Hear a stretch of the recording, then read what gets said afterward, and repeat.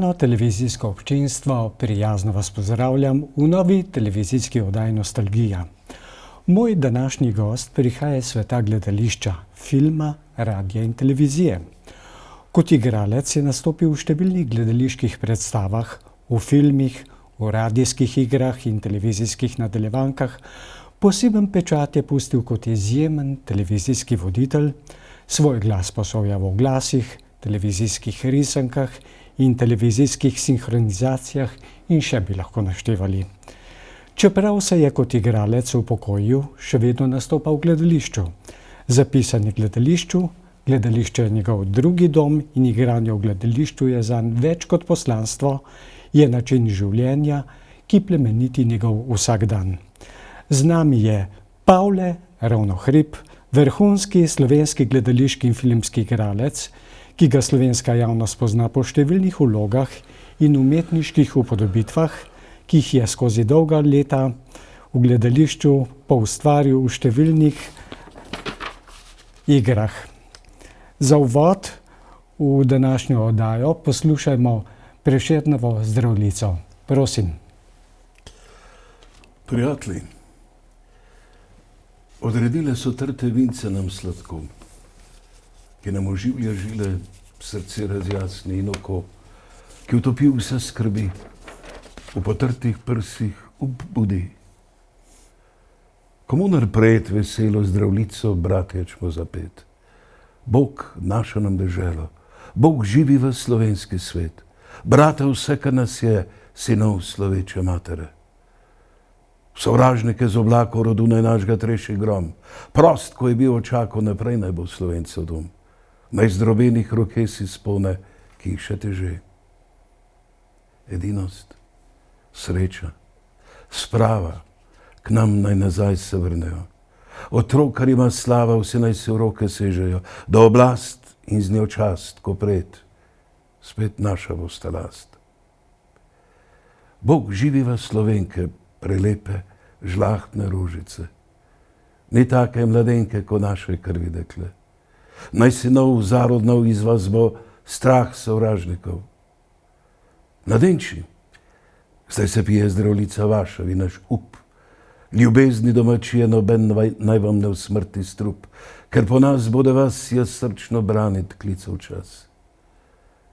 Žive naj vsi narodi, ki hrepenedo čaka dan, da kodr sonce hodi, prepiri sveta bo pregnan. Da rojak prost bo vsak, ne vrag, le sosed bo mejak. Nazadnje še, prijatelji, kozarce zase vzdignimo, ki smo zato se zbratli, ker v srcu dobro mislimo. Dokaj dni naj živi Bog, kar nas dobrih je ljudi. Hvala lepa. Še nekaj besed o Pavletu Ravnohribu. Slovenska javnost pa si je igralca Pavleta Ravnohriba najbolje zapomnila po znameniti vlogi Prešerna v istoimenskem filmu in v televizijski nadaljevanki. Izjemen pečat je pustil kot voditelj priljubljene televizijske oddaje za mlade Male sive celice. Svojim suverenim vodenjem oddaje se je priljubil ne le mladim, ampak vsem generacijam televizijskih gledalcev. Oddajo Male sive celice je Pavle vodil od leta 1993 vse do leta 2016 in se zavedno zapisal v zgodovino te nadvse priljubljene oddaje slovenske televizije. Velik pečat je Pavle pustil tudi na filmu, igral je v številnih slovenskih filmih. Opus dramskega in filmskega igralca Pavleta Ravnohriba z markantno barvo glasu je impozanten. Gre za karizmatičnega igralca s posebno prezenco. Za svoje gledališko in umetniško ustvarjanje je Pavle Ravnohrib prejel več nagrad. Toliko za uvod, spoštovano televizijsko občinstvo. Prijazen pozdrav, spoštovani Pavle Ravnohrib in dobrodošel v studio oddaje Nostalgija na televiziji Arena v Celju. Dober dan. Prijazen pozdrav še enkrat. Pavle, pravkar si recitiral Zdravljico, pa nam za začetek povej, kolikokrat si moral na svojih nastopih recitirati Zdravljico. Ja, to bi zelo težko povedal, ker je bilo teh nastopov kar veliko. Zdaj seveda, kar se tiče teh proslav, ki so, bi rekel, domoljubno nastrojene, potem seveda zdravljica zmeraj nekako pa še zraven. Sem bil pa zadnjič prav presenečen, pozitivno seveda ganjen, če že hočete, ne.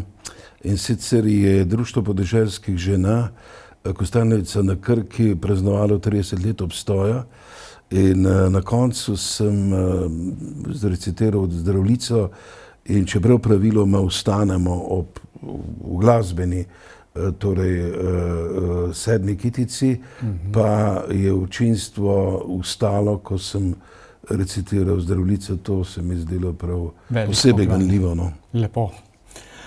Nastopil si v filmu in v televizijski nadaljevanki Prešeren. Pa me zanima, se je bilo težko obuti v čevlje enega naših največjih poetov? Ja, meni ni bilo enostavno, glede na to, da sem vedel, da bom pravzaprav eden tistih upodobljenih Prešernov, ker dvomim, če bo še kdaj kaka nadaljevanka filma o Prešernu, kajti že takrat so bile ob tem kar velike težave, ne.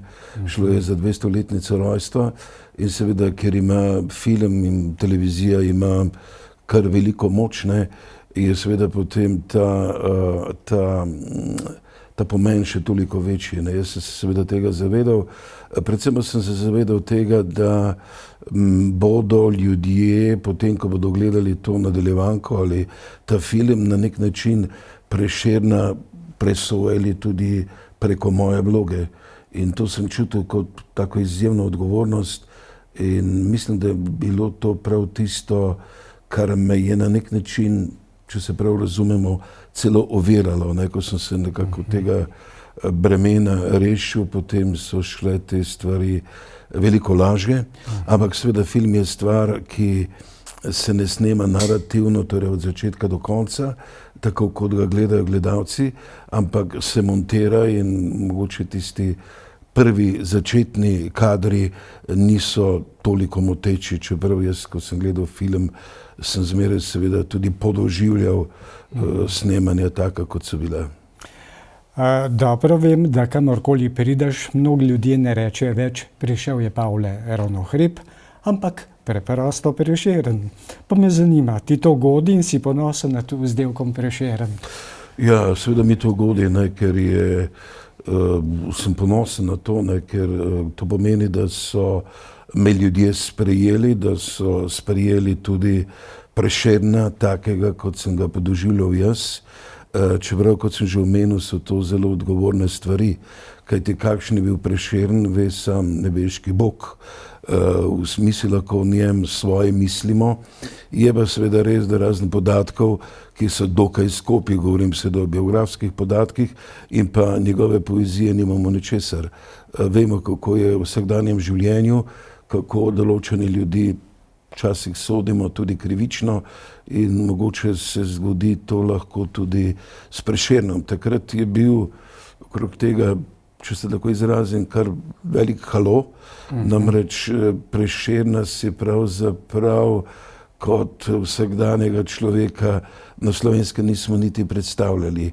Prešeren je za nas mit, vsi smo ga nekako sodili preko njegove poezije, vendar pa zasebno, privatno življenje pa nekaj drugega. In tukaj je bil, se mi zdi, da Prešeren tisti, ki je bil predvsem sam zelo kritičen do svojih ravnanj, takih kot so pač bila. Pavle, zdaj pa se bova sprehodila skozi tvoje življenje od rane mladosti vse do vstopa na Akademijo za gledališče, radio, film in televizijo, do dela v gledališču, na filmu. Povej nam najprej, kako in v katerem kraju si preživel svojo mladost? Ja, jaz sem svojo mladost preživel tam, kjer še zmeraj živim, to je vas Zaklanec pri Horjulu, približno 20 kilometrov proti zahodu iz Ljubljane. In sicer sem rojen na kmetih, kmetijo imamo še zmeraj in seveda taka je bila tudi moja mladost. Živeli smo zelo skromno, treba je bilo delati in tam sem odraščal in kot sem rekel, z veseljem tudi še tam živim. Si že v rani mladosti kazal talent za igro, si veliko recitiral in nastopal na proslavah. Ja, sem nastopal na proslavah, sicer zelo nerad, ker sem imel zelo veliko tremo. Moram reči, da tremo, odgovornost, če hočete, imam tudi zdaj. Ampak zmeraj se mi zdelo čudno, zakaj sem zmeraj moral jaz recitirati, pa nekdo drug. In potem so zmeraj ljudje rekli, da kako sem lepo recitiral. Jaz seveda tega občutka nisem imel, kajti zmeraj sem se zapomnil samo tega, da sem imel strašansko tremo. No, stvari so se potem nekako premaknile v gimnaziji, kjer je bila moja profesorica Ruša Mahkota, izjemna profesorica in tudi sjajen človek. In ona je pravzaprav kriva, če tako rečem, da danes tukaj sedim in da se pogovarjava o vsem, kar sem pač v življenju počel. To se pravi, da ti je bila v gimnaziji materinščina še posebej pri srcu in si se pri urah slovenskega jezika še posebej odlikoval. Ja. Si pisal spise, govorne vaje. Tudi to, ampak predvsem sem se jaz takrat zanimal za književnost. Književnost me je izjemno zanimala in spominjam se, da me je profesorica Mahkotova že takoj opazila in spominjam se, ko smo v prvem razredu pisali prvo šolsko nalogo, prosti spis, kako je bil naslov, se ne spominjam, ampak vem, da je ona stala pri klopi in čakala, da sem končal. No, in potem, ko sem končal, je takoj vzela tisti zvezek v roke, se postavila sredi razreda in tam prebrala to mojo šolsko nalogo, ta prosti spis, in potem me je pogledala in je tako pokimala, češ sem vesela, no, da je nekdo, ki se za te stvari zanima. No, in tudi potem naprej sem bil njen pravzaprav najbolj priljubljen dijak in zmeraj se rada, če tako rečem, pohecala z mojim priimkom, ki je za nekatere zelo nenavaden. Ne?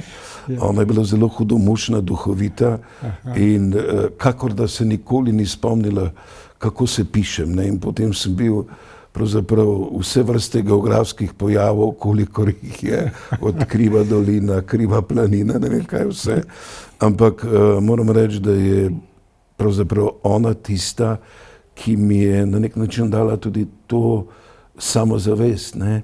Ker nekaj je zanimati se za literaturo, nekaj pa potem stati na odru in pač prenaša tudi vse tisto, kar si človek niti ne predstavlja, nekaj ga čaka, ko stopi na oder. Zagotovo. In kdaj si prvič pomislil na študij igralstva na GRFT? Pa me zanima, je ta odločitev prišla spontano? Od kje navdih za ta zahteven študij? Ali je bila na začetku to samo mladostna želja? Ne, prej nikoli ni bila to želja. Jaz pravzaprav, če sem zelo iskren, niti nisem vedel, da ta poklic obstaja, kajti doma televizije nismo imeli, preprosto zato, ker nismo imeli denarja in niti ne časa, da bi televizijo gledali. Namreč takrat je bil program, mislim, da se je začel zvečer okrog 6 ali 8 in trajal do 10, 11 zvečer, mi pa seveda smo morali zgodaj spati, ne? Mi smo po 8 uri šli spat in nismo imeli časa gledati televizije. Poleg tega zato tudi nismo imeli denarja. In šele potem, ko sem se jaz upisal, torej ko sem že opravil sprejemne izpite, to je bilo leta 1976, enkrat na jesen smo kupili televizijo. Ampak tako kot sem rekel, gledali nismo kaj dosti veliko, ker nismo imeli časa, ampak takrat smo bili tudi finančno toliko sposobni, da smo lahko televizijo kupili. Tako da jaz sem pravzaprav do začetka študija na igre bil 2-krat v gledališču in videl 2 filma. Ker na podeželju gledališča ni bilo, filma ni bilo, kina ni bilo in vse to je bilo za nas precej daleč in pa povezano tudi bi rekel, z nekimi logističnimi zahtevami. Avtomobilov nismo imeli, tudi ne veliko denarja. Avtobusi so tudi najbrž Ja, seveda, slabše vozili, predvsem v večernih urah, ko se te zadeve končajo. Tako da ta želja se je meni porodila v gimnaziji, pa po mojem, da tam nekje sredi drugi, tretji letnik in predvsem preko branja poezije. Jaz se nisem toliko zamišljal, da bi bil igralec, ampak bolj, kar je po mojem zelo težko razumljivo, bolj, da bi se približal pesnikom, kaj so oni takrat čutili, torej to prvobitno čutenje, ko so pesmi pisali. Če sem zelo iskren v tej svoje naivnosti, niti nisem razmišljal, da bi stal na odru ali da bi bil filmski ali pa ne vem kakšen igralec. To se pravi, da se kot mlad človek v bistvu sploh nisi zavedal, kako težak je poklic igralca, kako strma je njegova pot in koliko discipline in samodiscipline in odrekanja je potrebno na igralski poti. Ja, vse te stvari potem čakajo človeka, ki gre v ta poklic. Ni rečeno, da če človek to šolo konča, da potem tudi v poklicu dela. To je pravzaprav nek poklic, ki je sam po sebi selekcija. Zdaj nekateri so sicer šolo končali, pa so potem nekako obupali, ni bilo dela. In spominjam se svojega profesorja Franceta Jamnika, ki je bil moj profesor 4 leta dramske igre. On je bil tudi kriv za to, da sem bil sploh sprejet na akademijo. On je pač v meni nekaj videl, jaz ne vem kaj, in je bil prepričan, da bom nekoč igralec. No, on je rekel že na prvi uri dramske igre, je rekel, veste, vam moram nekaj povedati, to je edini poklic na svetu, kjer ljudje hočejo delati. Marsikdo pravi na tem svetu, mi ima tak ali drugačen poklic, pa ne rad hodi v službo, ne bi rad bil kdaj prost, pa bi počel kaj drugega. Ampak pri igralcih je tako, če pač si na sceni, če si na odru, če si v filmu, potem si igralec, če pa imaš samo papir v žepu, pa to pravzaprav nič ne pomeni. Tako je. Pravijo, da je sprejemne izpite na GRFT zelo težko narediti. Pogosto, da je to misija nemogoče. Tebi je uspelo, kot si malo prej povedal. Navdušil si gospoda Jamnika, pa najbrž še koga. Ampak vseeno vprašam, s čim si prepričal strogo komisijo na sprejemnih izpitih? To je bilo najbrž več profesorjev, ki je odločalo o tvojem sprejemu, razen profesorja Jamnika. Ja, v žiriji je bilo takrat, oziroma v komisiji je bilo 13 profesorjev, praktično vsi profesori, ki so takrat predavali. In ta zadeva je zelo stresna, ne samo za kandidate, ampak tudi za tiste, ki izbirajo za profesorje. Profesor Jamnik mi je že prej v pogovoru rekel, veš, mi nimamo radarja, ki bi lahko ugotovil, kdo je za ta poklic, kdo ni. In potem se lahko zgodi, da mogoče kak kandidat je sprejet, konča šolo, ampak potem razmere pokažejo, da nekako ni za ta poklic. Tudi jaz sem imel dokaj slabo popotnico na začetku, razen torej to odločitev profesorja Jamnika, da jaz sem za ta poklic. On je rekel, veš, ti si ena velika skala, ki jo treba obdelati in če to bo, potem bo, če pa ne bo, pa ne bo. Ampak v začetku sem imel zelo velike težave, kot sem že rekel, imam precej treme, odgovornosti, če že hočete, in prepričal pa sem ga s Prešernom neverjetno. Jaz sem imel tudi v govoru neko čudno melodijo, nisem se znal sprostiti. Seveda, ta poklic za ljudi, ki to ne vedo, ni tako prijazen, kot zgleda. Med igralci pravzaprav zelo huda konkurenca in ni rečeno, da so vsi kolegi prijazni. Zgodi se, da je to ravno obratno. In tudi to se meni zgodilo v prvem letniku. Praktično se kolegi z mano niti niso pogovarjali. No, o tem se bova še pogovarjala v nadaljevanju. Bi pa takole te še povprašal, Koliko pa si jih fasciniral svojo lepo barvo glasu, kajti to bodimo korektni in povemo, imaš izjemno lepo barvo glasu, so bili navdušeni. Je bila v komisiji tudi mogoče slovita Ana Mlakar, takrat že kaj je ravno odhajala iz Radia Ljubljana, takrat nadomestila je potem Majda Lesjakova. Ja, ona je bila moja profesorica za govor, ja, za dikcijo, ne. Tako. In ne bi rekel, da... Kako sta se razumela, kako sta se ujela? Ja, smo se ujela, ne. Ampak, kot sem že rekel, sem imel v začetku kar velike težave in tudi verjetno, da psihološko sem tudi ta svoj glas na nek način, kaj bi rekel, skrival v sebi, ne. In govoril sem dokaj nerazločno in praktično ta glas niti ni prišel ven, ne. Spominjam se, da sem imel takrat na sprejemnem izpitu neznansko tremo in da je bil ta prostor, takratna gledališka predavalnica zelo majhen in vsak od nas se je moral predstaviti, kdo je, od kje prihaja in tako dalje, zakaj se odloči za poklic. Torej mene komisija ni razumela popolnoma nič, niti ne slišala. No in to se pravi, to je bil dokaj neobetaven začetek, ampak potem sem pa s tem svojim govorom zelo hitro napredoval. Namreč niti nisem vedel, kje bi se začel ta moj študij, to moje delo, torej biti igralec, ne. Ampak spominjam se, ko je nekoč profesor Jamnik prišel na uro zvečer, torej na uro dramske igre in on je bil včasih zelo, bi rekel, humoren, ne. In je rekel, ja, prav, pa poslušajte prav, te zdajšnji igralci, ampak to je bilo leta 1976, to se pravi, to je bilo skoraj 50 let nazaj. In rekel, ti mladi, novi igralci, sodobni igralci, pa sploh ne znajo govoriti, je rekel. Kamera in pa mikrofon je vse pokvarila.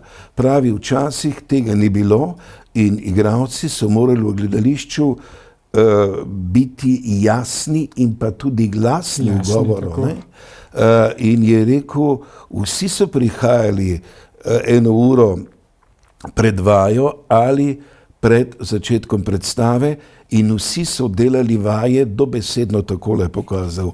Od nekdaj lepe so Ljubljanke slovele. To se pravi, da mi dobesedno skandiramo, govorimo besedilo po zlogih, vmes pa z gestikulacijo ust pretiravamo. To je pravzaprav neke vrste trening ust, teh mišic, ki govorne organe delajo take, kot so. In jaz sem začel to delati, ampak to po par ur na dan. Jaz sem imel vse razboljeno tu okrog ust, ampak neverjetne dosežki. Neverjetni dosežki so bili. Praktično po 14 dnevih so vsi opazili, da jaz govorim drugače, da govorim bolj jasno, bolj razločno. In včasih, ko me kam povabijo, predvsem za bralce Božje besede, jim te vaje, ki so zelo preproste, enostavne, tudi pokažem, ne. In potem sem prišel še do druge vrste govornih vaj in tako, da sem vsaj tukaj si pridobil veliko samozavest. No in moram še tu povedati, da ta profesorski kader je bil dokaj, bi rekel, pesimističen, da mu je zdaj igralec. In še mesec dni pred takratnimi selektivnimi izpiti, kajti takrat so bili še tako imenovani selektivni izpiti in sicer je ta ista žirija, ki nas je sprejela, na koncu prvega letnika ugotovila, kdo je kaj napredoval, kdo je kaj pokazal in če je kandidat tega, bi rekel, selektivnega izpita ni opravil, potem se ni mogel več vpisati, ne. In je končal študijem. In mesec dni pred tem me je profesor srečal na hodniku, pa je zmajeval z glavo in rekel, veš, jaz sem še zmeraj prepričan, da ti si igralec, ampak iz tebe nič ni, ne. Potem so bili prvomajski prazniki in takrat nam je dal za nalogo Povodnega moža, Prešernovega, torej vsi. Ne? In seveda jaz sem pa kar naprej že delal na Povodnem možu, ne? Te govorne vaje. In jaz se nisem nikoli upal, ko je rekel, no zdaj pa naj nekdo gre na oder, pa naj pač kaj pokaže, pove karkoli že. No in rekel, po teh praznikih je rekel, no zdaj pa kar, gremo, kdo bo šel prvi? Jaz dvignem roko, vsi so mi začudeno pogledali, kaj pa ta, kar naenkrat, ne. Grem gor, povem, Povodnega moža, profesor Jamnik je od veselja skočil maltene na mizo, ne, in je začel tam kričati, sem vedel. No in na nek način je bil Prešeren tudi tisti, ki me je potem popeljal v ta svet. Je bil razen profesorja Jamnika še kdo zelo naklonjen tvojemu delu, tvojemu študiju? To kasneje, v tretjem letniku smo imeli tako imenovano umetniško besedo. To je, bi rekel, umetnost deklamiranja, recitiranja. In tam pa je bil moj profesor Rudi Kosmač, izjemen človek in izjemen pedagog. On je pa bil še, bi rekel, dodatno tisti, ki mi je nekako dal vedeti, da smo vsi na tem svetu nekaj posebnega. In rekel, veste, kaj je pri vas dragoceno? Je to, da zmeraj stopite z nekim spoštovanjem, z nekim strahom na oder. Pravi, to zadržite, to je tisto, kar je vaše, to je spoštovanje do poklica. Pravi, če tega ni, potem pride do neke vrste objestnosti ali česa lahko, ne. Z njim sem potem zelo veliko delal ta umetniška besedila in se potem tudi še srečeval z njim.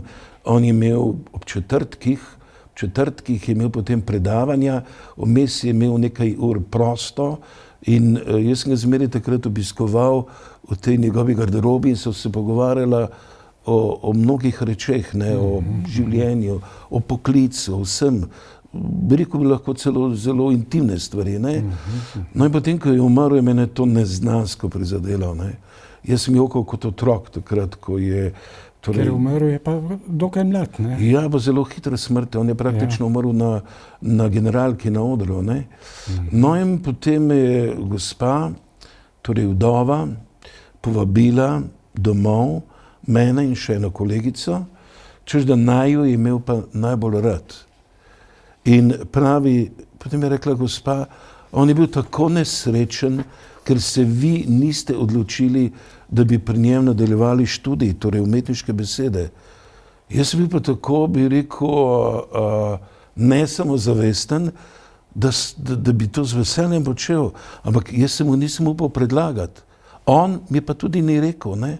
Verjetno, da je on čakal, da bom jaz tisti, ki bo nekako ga prosil, ampak se nisem upal. In se mi zdi, da je to nekaj, kar sem potem v življenju zamudil, no. Zanima me tudi, kdo so bili tvoji sošolci na akademiji, kako ste se med seboj razumeli? Ja, zdaj v tej začetni deveterici pravzaprav ne bi govoril, ker 5 jih je takrat na selektivnih izpitih padlo, ostali smo 4. Eden je potem tragično med prvim in drugim letnikom pač storil samomor in ostali smo 3, oba sta izjemna igralca, Silva Čušinova in pa Bine Matoh. Mi 3 smo bili ta generacija v letniku in na nek način smo imeli srečo, da nas je bilo tako malo, kajti takrat so se potem profesorji res z vsakim posebej lahko ukvarjali. To je, kaj bi rekel, to je poklic duha. To se ne da naučiti preko knjig. Tu je treba, bi rekel, s človekom živeti, z njim dihati, ne.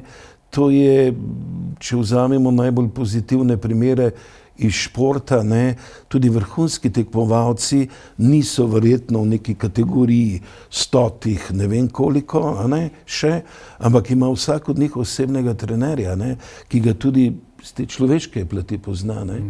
In tu sem predvsem hvaležen temu, da se profesor Rudi Kosmač z vsakim posebej lahko ukvarjal, ne?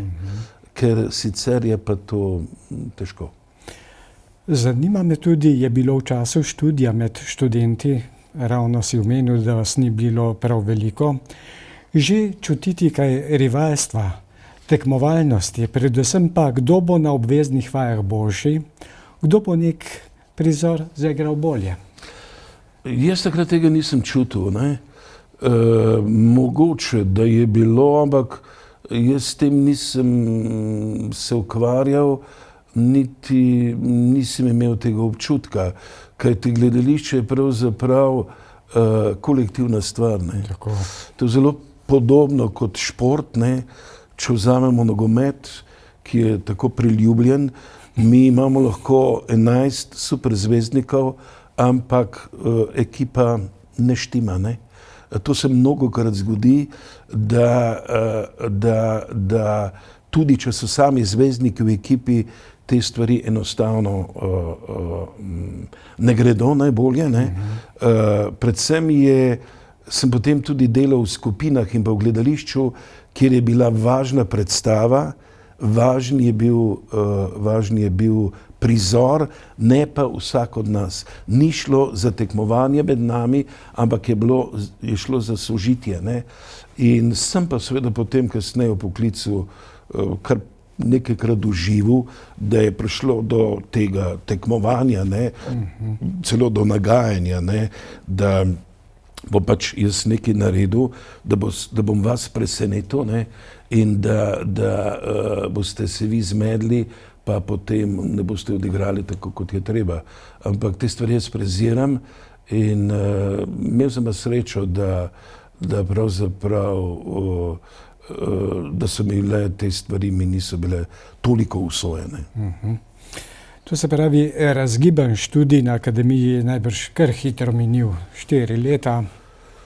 Ja, seveda ne, ta študentska leta dokaj hitro minejo. Predvsem je seveda takrat svet drugačen, ni, bi rekel, še te odgovornosti, tudi finančne, a ne, nekako smo shajali. Jaz sem že takrat v 3. letniku začel statirati v gledališčih in prijel takrat tudi v takratnem mladinskem gledališču štipendijo, tako da sem tudi po tej plati lahko malo bolj svobodneje zadihal. Ne. Si bil po končanem študiju kmalu angažiran v kakšnega od slovenskih gledališč, ali je bil že v tvojem času problem za službo? Ne, takrat za službo ni bil problem. Problem je bila samo ljubljanska drama. Namreč letniki, ki so končali to šolo, so bili takrat zelo majhni. Ne? Končali so 3, 4, maksimalno 5. Ne? In potrebe po igralcih so bile predvsem izven ljubljanskih gledališč zelo velike. Ne? Ampak nihče ni hotel iti v Maribor, nihče ni hotel iti v Celje, nihče ni hotel iti v Novo Gorico, nihče ni hotel iti v Kranj, naprimer, ne? Kjer so bili, bi rekel, med profesionalci številni amaterji, ampak vsi so hoteli priti v ljubljansko dramo. In glede na to, da sem jaz dobil štipendijo v mladinskem gledališču, sem se čutil odgovornega, da tiste 2 leti, ko sem dobival štipendijo, tudi tam potem oddelam, če se temu tako reče. Čeprav takratno mladinsko gledališče ni bilo ravno tiste vrste gledališče, da bi si igralec hotel iti tja, ne? Kajti to so bile večinoma otroške predstave, ki so bile take, kot so. S tem mislim, da pravzaprav tega pravega otroškega gledališča niti ni bilo. Ne. To so bile zgodbice o cipkih in capkih in lahko predvsem se je mnogokrat zgodilo, da so igralci v tem gledališču dobili neke določene manire igralske, ki si jih niti niso znali potem znebiti in so bili za neke resne projekte pravzaprav neuporabni. Ne. Šele potem s prihodom Dušana Jovanovića so se te stvari spremenile. Mladinsko gledališče je postalo resno otroško gledališče s številnimi predstavami za otroke, ki so doživele svetovno slavo. Naprimer Alica v čudežni deželi, ki v režiji Vita Tauferja, ki smo igrali, mislim, da celo 12 ali 14 let, doživela je pa 486 ponovitev. In z njo smo prepotovali praktično celo Evropo in povsod dosegli izjemne uspehe. Ne. Poleg tega je pa na drug način gledališče postalo tudi tako imenovano avantgardno gledališče. Tam pa je seveda sem jaz potreboval te klasične predstave. Ne. Jaz sem rekel bolj nagnjen karakternim, psihološkim vlogam, ki jih pa tam seveda ni bilo v obilici. To se pravi, tvoji začetki sodijo v mladinsko gledališče. Ja. Katera je bila pa tista čist prva predstava? Čisto prva predstava je, ja, sem delal, kot se temu reče, skok, torej nekdo od igralcev je zapustil gledališče in jaz sem potem, kot se temu reče v našem žargonu, vskočil v njegovo vlogo in sicer je bila to Zlata ladja Kajetana Koviča. To je bila na nek način uprizorjena njegova poezija. Prva predstava, profesionalna, pa je bila, so bili Ajskolovi Peržani v režiji Ljubiša Rističa, no in potem pa druga, kmalu zatem, pa tudi legendarna Maša v A-molu ali Misa in A-minor, in sicer po noveli Danila Kiša Grobnica za Borisa Davidoviča. No in tudi s to predstavo smo prepetovali pravzaprav vso Evropo in tudi dobili številne nagrade. To se pravi, to so bili kar zelo obetavni začetki. Zanima me, Pavle, tudi, če malo spregovoriva še o poklicu igralca, pa me zanima, kakšne osebnostne lastnosti mora imeti dober gledališki in filmski igralec? Je to kakšna posebna specifika? Ja, seveda treba je, jaz mnogokrat ta poklic primerjam s športom, ne. Bi rekel, to je maraton, to je tek na dolge proge. Na dolge proge. Predvsem je treba imeti, bi rekel, biti je treba vztrajen, predvsem biti odgovoren in biti v izjemni psihofizični kondiciji, ne. Kajti včasih so te zadeve zelo naporne in enostavno je treba skrbeti za način, kako pravzaprav živimo, ne. Da vse te napore fizične in tudi psihične nekako premostimo. Premostimo, seveda. Ti akademija v 4 letih študija da dovolj znanja za popolnoma samostojno igralsko pot, ali je to v praksi drugače in se je potrebno znati po svoje? Najbrž se igralec kali dolga leta, da tako rečem. Ja, seveda verjetno, da je to kot z vsako šolo, a ne, poklic je potem prinese neke izzive nove, ki jih pač tam ni. Poleg tega se mi takrat na tej šoli nismo ukvarjali s filmsko igro, tega sem se moral priučiti sam. Tudi radijska igra je bila glede na tehniko, ki je bila takrat na voljo, zelo skromna. Danes se pravzaprav lahko preko telefona sami posnamemo, se sami kontroliramo. Takrat pa tega ni bilo, ne. Takrat je bil velik problem sploh posnet študente pri na primer govornih vajah ali pa pri besedilih, ne. Bil je samo en sam magnetofon z magnetofonskim trakom in te stvari so bile takrat tudi precej drage, ne. Tako da teh izkušenj niti nismo imeli, ne. Vse je bilo bolj, bi rekel, poudarek na gledališki igri. Ampak tudi potem pač poklic prinese svoje in pravzaprav se je bilo treba kar naprej učiti, ne. In sprejeti neke nove izzive. Torej, igralstvo je timsko delo, saj svoje vloge usklajuješ s soigralci, o tem so že nekaj povedala, oziroma si povedal, režiserjem in dramaturgom, pa tudi drugimi soustvarjalci uprizoritve, kot so scenograf, koreograf in lektor.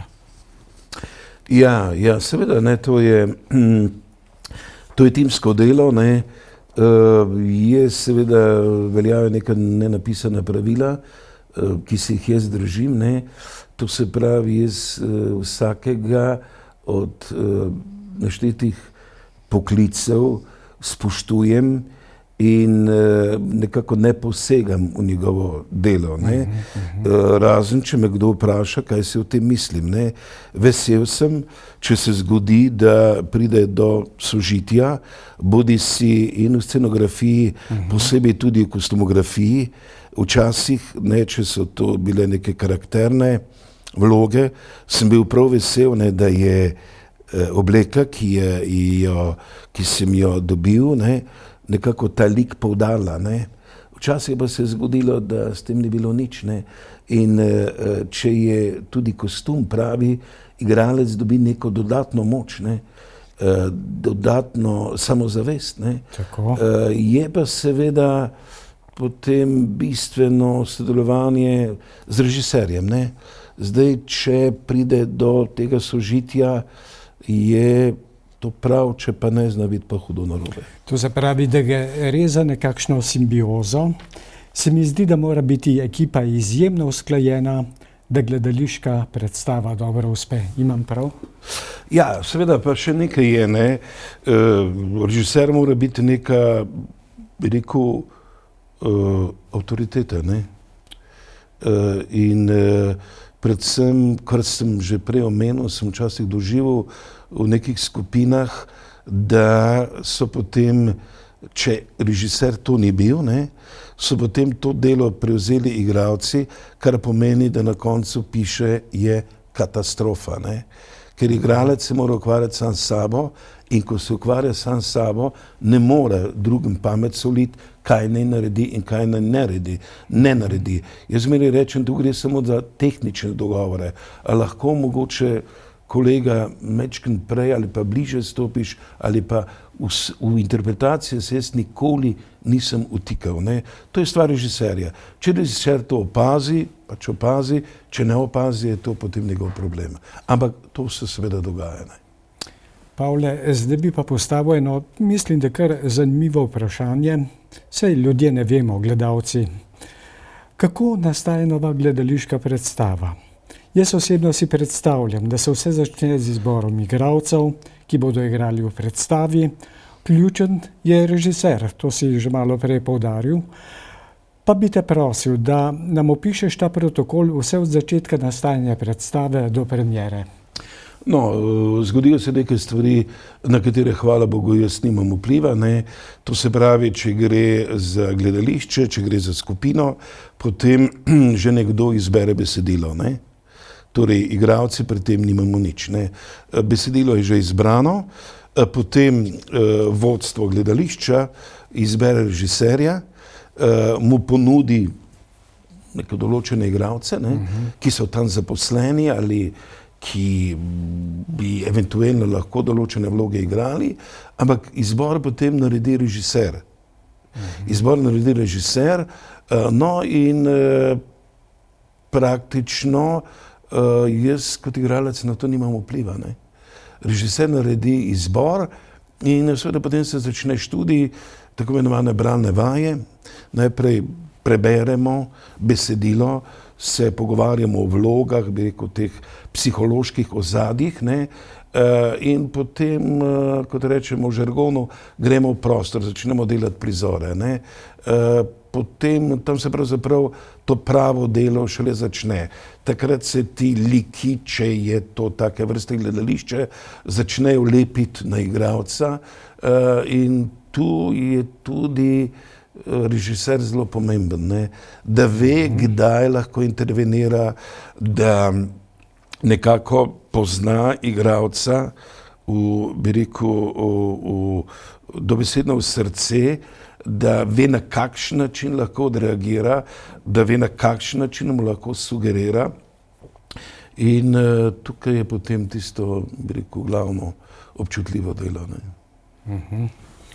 Torej, meni je bilo vedno fascinantno, kako se igralec uči neke vloge na pamet in pa seveda, da na odru ne pozabi besedila. Vem, da si zaigral v številnih gledaliških predstavah. Se ti je kdaj zgodilo, da si del besedila pozabil? Kako si to reševal, me zanima. Imaš kakšno zanimivo anekdoto? Ja, jaz sem več delal v gledališčih, kjer ni bilo suflerja, ne, tega, ki prišepetuje. Ne. In sem se moral to besedilo zelo, zelo dobro naučiti. Ne. Največja težava je takrat, ko gremo od mize, kot se temu reče, ko imamo besedila še v rokah, ne, na oder, ne, ko delamo prizore. Takrat pač ne moramo hoditi s papirjem v roki in pa gledati, ne, kaj piše, pa zraven igrati. Ne. To se pravi, da je treba se naučiti svoje besedilo, pa tudi besedila, vsaj približno, kolegov, ki so takrat v sceni. Ne. Torej, tu ni taka težava, ne, ker zgodi se nek, bi rekel, psihološki refleks, da telo samo na nek način odreagira. Ne. Nekako v glavi potekajo misli, zdaj moram iti tja, potem se obrnem, potem imam dialog s tem in tem in besedilo pride lahko samo po sebi. Težje stvari so recitacije besedil, kjer smo sami, kjer ni soigralcev. In posebej sem jaz tega bil zelo veliko deležen v tom Podbevšek teatru v Novem mestu, kjer so zelo intelektualna besedila filozofov, kot so Slavoj Žižek, potem Lacan, ne vem kdo še. Ne. To so besedila, ki jih moramo večkrat, ampak ne samo večkrat, mnogokrat prebrati, da jih sploh razumemo. Ne, in tu pa je lahko problem. Ne. Pri teh besedilih jaz imel, zgodi se tako imenovana črna luknja, mi temu pravimo, ne, ko kar naenkrat ne najdeš ene besede in se cel sistem podre. Ne. Jaz sem imel ta problem, hvala Bogu, samo enkrat in sicer jaz sem imel svoj čas hude migrene. In enkrat sem imel strašen glavobol, seveda predstava ne more odpasti, ne, ker ljudje čakajo, ne. Takrat niti ni bilo teh komunikacijskih sredstev, kot so danes mobiteli in te zadeve. Ne. In sicer je šlo za predstavo Zenit po besedilu Eliota Umor v katedrali. Jaz sem igral tega Tomasa Mura, ne, in je bila ena dolga pridiga, dolga, mislim, da 14 minut. Jaz sem imel tak strašen glavobol, da sem komaj govoril. Ne. In sem pač kolegov opozoril, sem rekel, veste kaj, danes pač predstava bo kakršna je. Jaz vas prosim, da bodite pozorni pri tej dolgi pridigi in dejansko sem povedal prvi in zadnji stavek. Nisem mogel več, ne. Enostavno glavobol je bil tako hud, da nisem mogel memorirati. Sicer pa, bi rekel, v gledališču to ni tak problem, ker lahko pride do neke vrste improvizacije. Ne.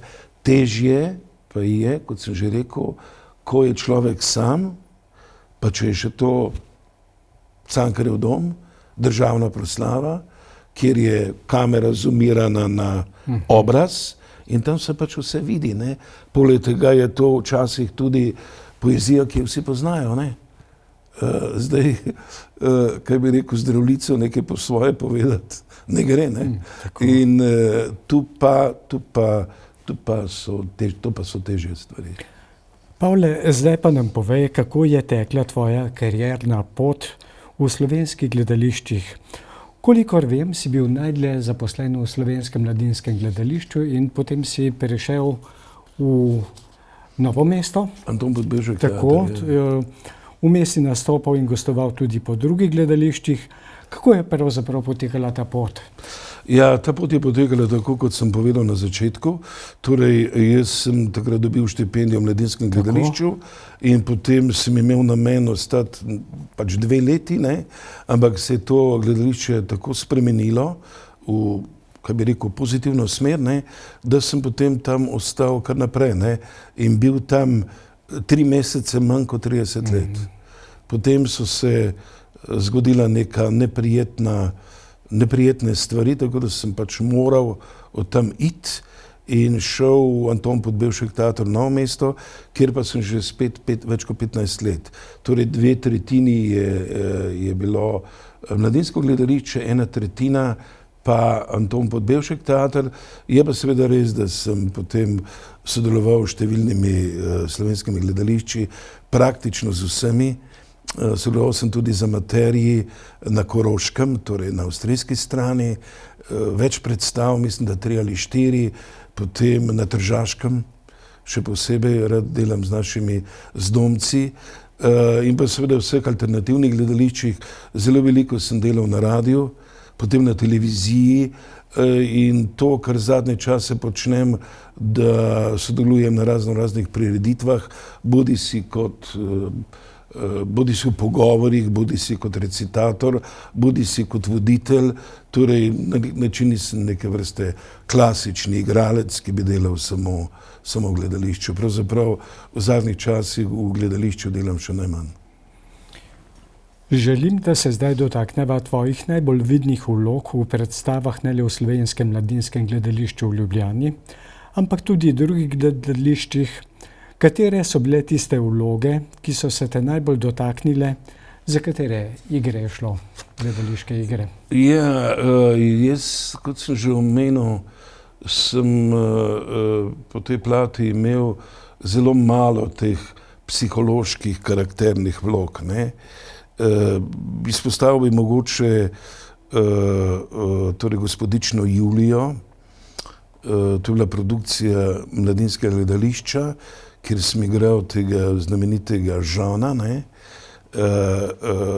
To je Strindbergova Gospodična Julija, izjemna psihološka drama. Potem je mogoče ena taka vloga, ki se me je tudi zelo dotaknila, so bile Staniševe Žabe. In sicer to moja diplomska predstava, kjer sem igral Lazarja, Lazarusa. Potem pa že tudi še v Mladinskem gledališču v režiji Matjaža Bergerja Ime rože, kjer sem igral tega opata ali tega meniha, ne, ki enostavno je vzvod raznih zadev, ki so se pač tam dogajale, ne. Mogoče to, kar se filmov tiče, pa zagotovo vloga Franceta Prešerna. O tem ni nikakršnega dvoma. Zanima me tudi, kako se spomniš nastajanja Velike Šeherezade, v katero je bil praktično vključen ves gledališki ansambel. Ja, to je bila ena izjemna predstava. Jaz sem imel tam na manjšo vlogo. Tu imam tudi fotografijo iz No, če jo imaš, bi jo pokazal v kamero. Če pokažem. Lepo In prosim. sicer bomo tule našli z malo sreče. Aha, torej to je že, lahko se kamera približa, in sicer je to prizor iz, opala, tole bo, ne. Torej, za mano je Bine Matoh, to Strniševe Žabe, potem pa, samo da jaz najdem, tole, no, zdaj pa ni. Aha, tole je iz Maskirnice in sicer je takole, torej to je začetek Maske. Kot vidite, imam kar precej bogat kostum, torej bil sem eden izmed 2 evnuhov in moram reči, da takrat se pravzaprav mi nismo niti predstavljali, da gre za izjemno predstavo, ne. In neverjetni je bil že takrat odziv na sami premieri. No in tudi s to predstavo smo prepotovali pravzaprav pol sveta, skoraj vso Evropo in zmagali tudi na svetovnem festivalu v Buenos Airesu leta 1995 in potem se je zgodila neka nenavadna, bi rekel, dogodivščina z gospodom Ernastom Petričem. Torej imel sem ga veselje in pa priložnost srečati in on me je takrat vprašal, je rekel, vi ste bil zaposlen v Mladinskem gledališču? Sem rekel, ja. Je rekel, veste, ko sem jaz bil veleposlanik v Washingtonu, je bilo pač neko srečanje na najvišji ravni in do mene je prišel predsednik Mehike. Torej, in je rekel, vi ste doma, vi ste iz Slovenije. Je rekel, a je kakšna možnost, da bi jaz lahko še enkrat videl to predstavo? Pravi, jaz bi poskrbel za, bi rekel, za denar, da bi se ta predstava obnovila, ampak to je bilo praktično že, mislim, da 15 let, ko je predstava se končala. Nemogoče je takrat bilo, bi rekel, spet zbrati ansambl in nekatere vloge so bile fizično izjemno zahtevne in vprašljivo bi bilo tudi, da bi igralci, potem ko so že nekje ostareli, fizično ta napor zmogli. Je pa še ena druga stvar, ki si jo pač ljudje v Južni Ameriki ne predstavljajo, da je pač v Sloveniji so gledališča, bi rekel, subvencionirana strani države ali pa tudi mest. In imajo potem tudi do države in do mesta, do financerjev neke določene obveznosti. Enostavno se ne more zgoditi, da bi zdaj kar celo gledališče za pol leta odšlo v Ameriko ali pa se ukvarjalo samo še grezado. Mi smo tudi takrat, ko smo zmagali na tem festivalu v Buenos Airesu v Argentini, imeli vabilo za 2 meseca gostovanja po Argentini. Torej vse plačano, ampak mi smo enostavno morali iti nazaj, zato ker nas je doma čakalo delo. Še nekaj bova povedala v prvem delu oddaje, potem se bova poslovila.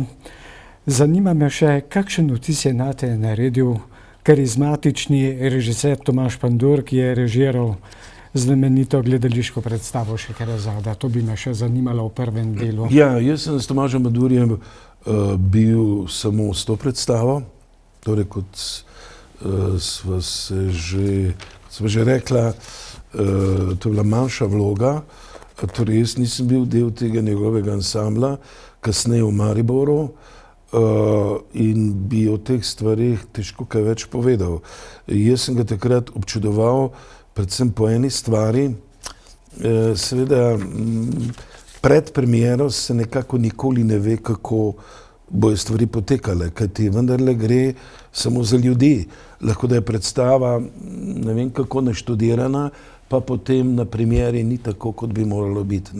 To se pravi, nikoli mi nismo 100% prepričani, da to bo tako, kot smo hoteli. Ampak, in seveda je potem, kaj bi rekel, praviloma je vse narobe, živci so precej napeti, pride do raznih konfliktov, ne vem česa še. Torej, Tomaž Pandur je to delal v rokavicah. Karkoli se je zgodilo, mi nismo vedeli, z nami je enostavno delal, kot se temu reče, v rokavicah, nikoli slabe volje, nikoli ni bil narejen v tem smislu, da bi mi čutili, češ, vi ste zdaj pod nekim stresom, pa bom jaz malo bolj prijazen. On preprosto tak je bil in mislim pa celo, torej to je moje osebno mnenje, da jaz sem videl potem številne njegove predstave, ampak mislim, da je bila Šeherezada tista, ki mu je najbolj uspela. Najlepša hvala. Toliko sva imela povedati v prvem delu. Danes teden ob enaki uri pa se ponovno vidiva. Hvala lepa. Hvala. Prijazen pozdrav. Hvala lepa. Spoštovano televizijsko občinstvo, končan je prvi del oddaje Nostalgija, v kateri smo gostili Pavleta Ravnohriba, vrhunskega slovenskega gledališkega in filmskega igralca. K spremljanju drugega dela oddaje vas povabim danes teden ob enakem času. Prijazen pozdrav!